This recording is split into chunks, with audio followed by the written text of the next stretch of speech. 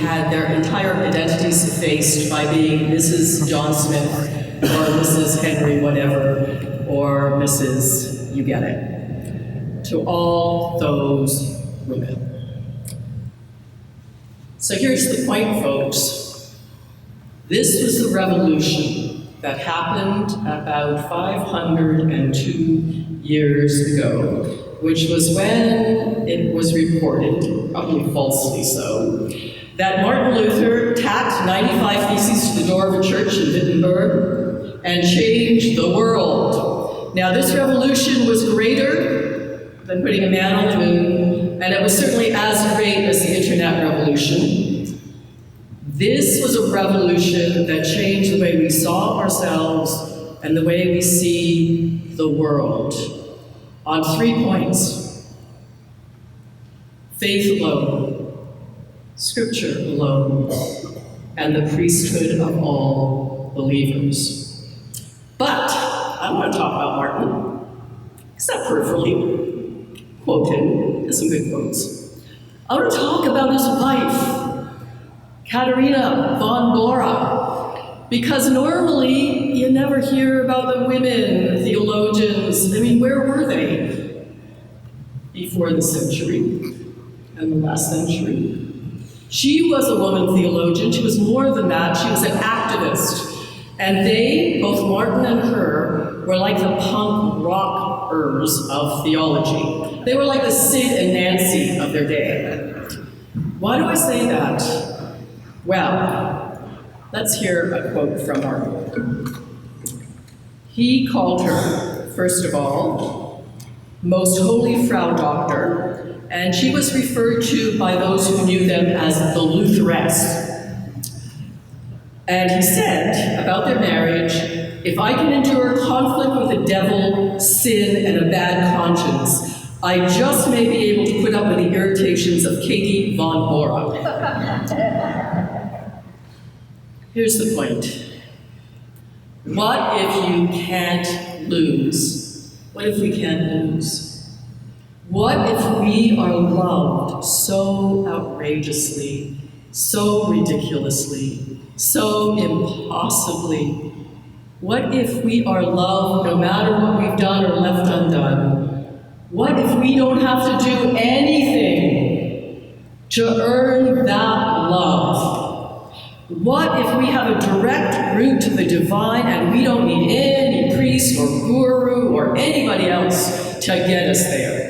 What if we are all saints?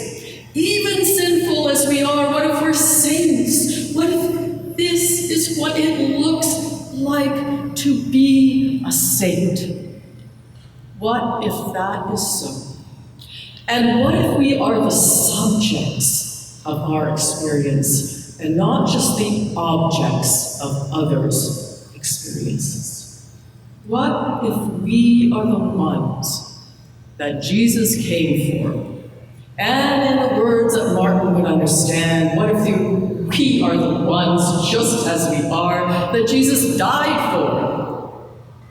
What if it's about us as individuals, but also as a collective, the little people, not the priests and the princes, not the Martin Luthers, but the Katharina Von Boras. Let me tell you about her. She was born, we think, around 1499. We don't know for sure, but it's amazing that we know as much as we do about her. She was sent at the age of 5 to live in a nunnery. Imagine that, 5 years old. And then she was transferred again at age 8. She considered the cloister a prison. She hated it. She described it as hateful. And to leave it in her era was criminal. It was considered a criminal act. In fact, if you housed a nun who had escaped from the cloisters, you were creating a criminal, and you were a criminal. You were aiding and abetting. That was the reality.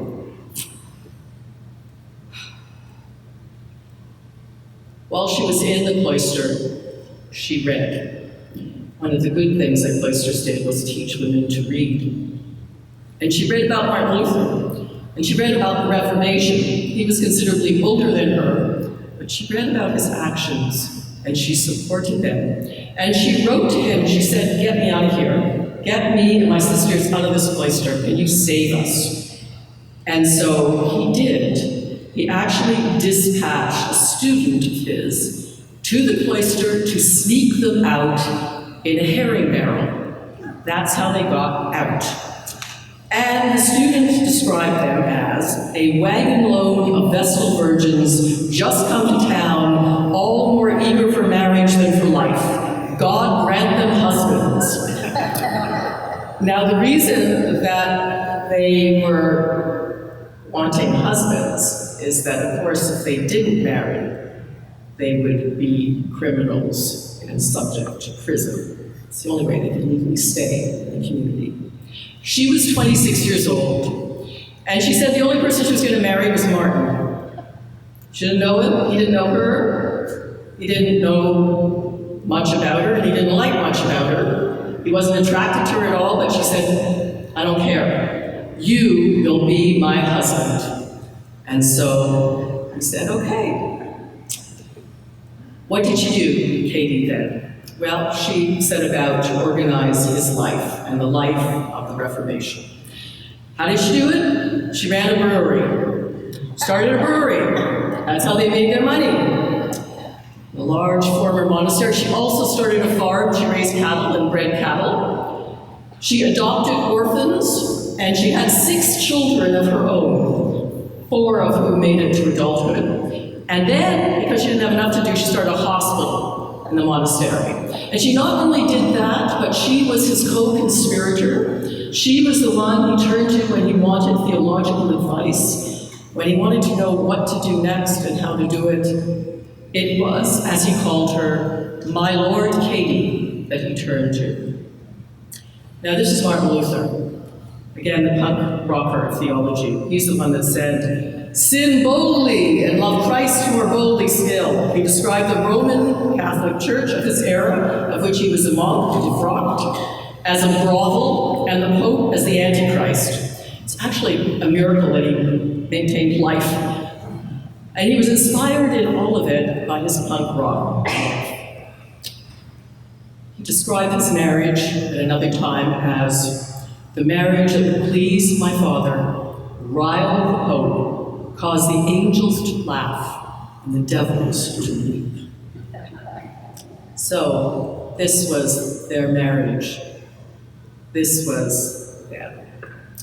These were the two, not the one, who started the Reformation and changed all of our lives and the way we saw and see the world.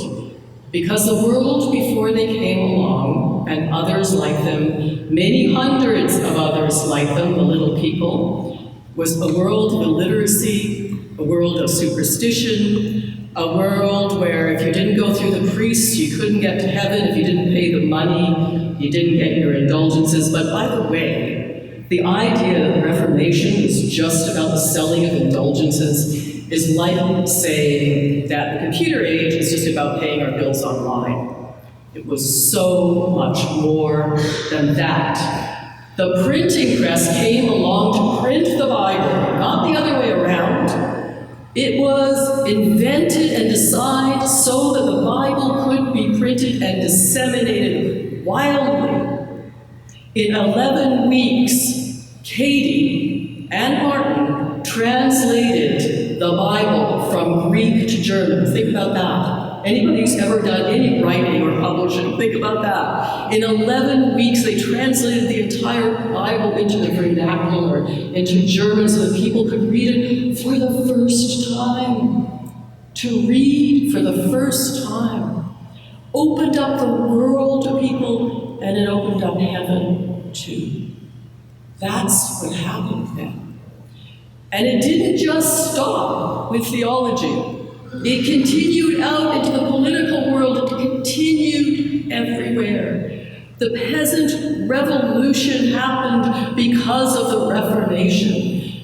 Peasants decided finally to fight back against the feudal system. Some 80,000 were slaughtered. They didn't care. They kept going anyway because of what these two, among others, wrought. It wasn't just about selling of indulgences.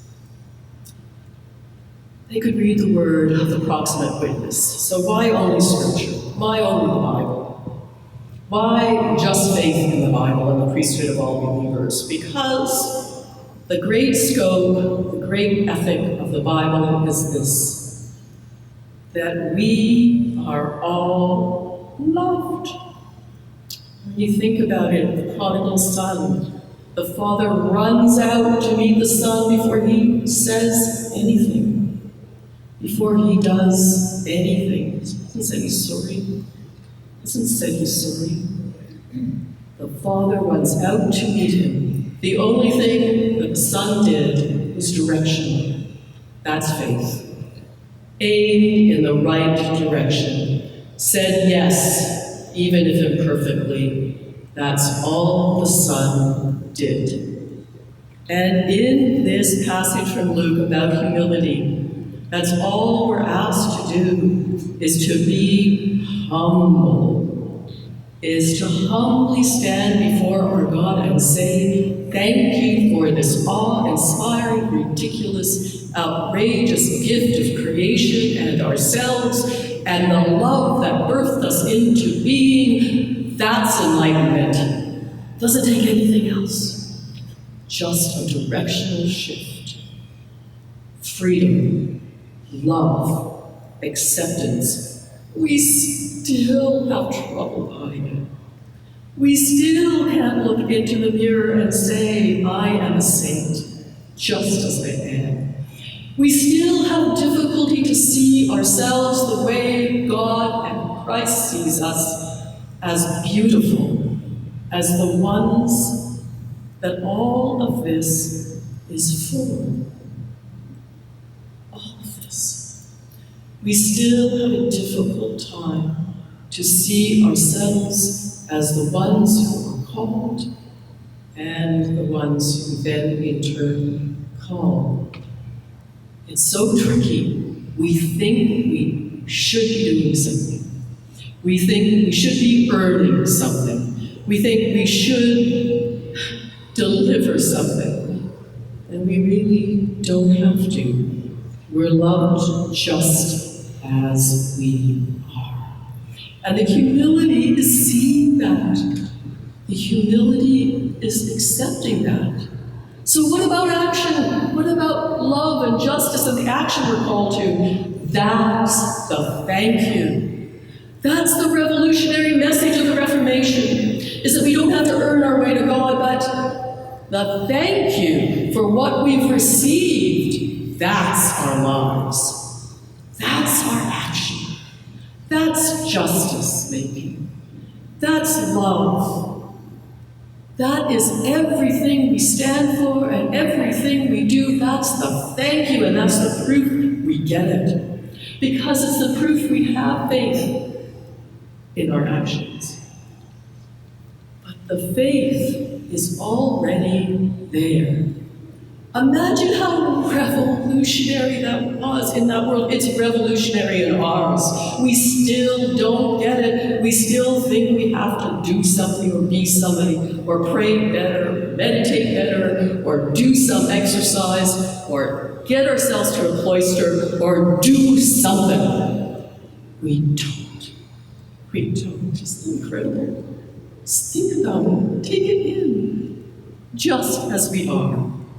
The proof, of course, that thief on the cross next to Jesus, who just turns to him in a minute before death, and Jesus says, today you'll be with me in paradise, led a completely lost life until that moment.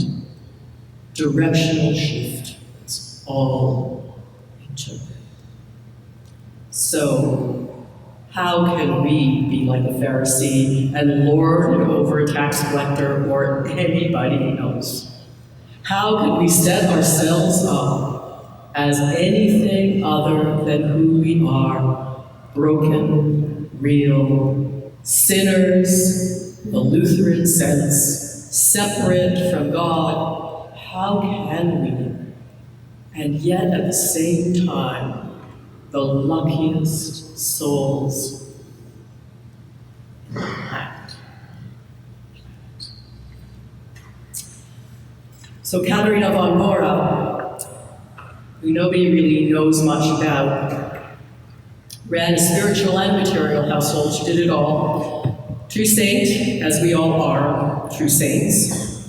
An ordinarily extraordinary woman, as we all are. Ordinary, extraordinary individuals. She died penniless. She didn't care. She lost everything. Towards the end, it's amazing she didn't lose her life. And she said, "I will stick to Christ as a bird to cloth." Those were apparently her dying words, both practical and spiritual, to the end. What if we can't lose? How daring could we be? How phenomenally generous could we be if we can't lose?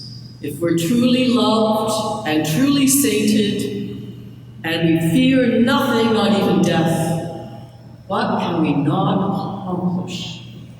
Who can we not be? How generous can we not become? Think about her. Think about all those folk. Think about ourselves as we look in the mirror. Think about how beautiful we are. And think about how outrageously, phenomenally loved we are.